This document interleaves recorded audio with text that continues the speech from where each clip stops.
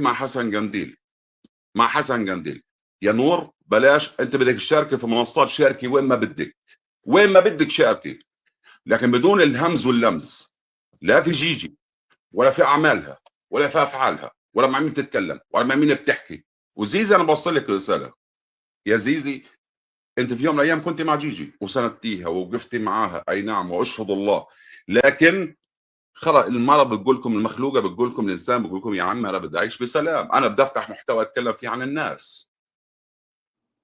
ما أنا شايف الكل بالكل شرط في كله. خلص بكفي. زيزي خلص وقفي لحد هون، لحد هنا بكفي. ويا نور بكفي لحد هنا. يا أختي يا مصرية حرة، إذا إلي خاطر عندك من منصة جيجي، أقسم بالله اليوم بدي أحكي مع حسن، إذا كان في بتات أنا اليوم نفسي هطلع على هذا المبادرة.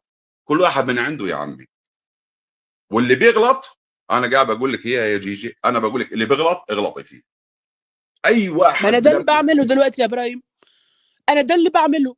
وللاسف اي وصلوني انسان بيغلط. لمرحله انا مش راضيه عليها. احنا وصلوني بزعل بقيت بفجر البنايه جيجي بطريقه يا اختي. غريبه. انا مش راضيه على اللي بعمله على فكره.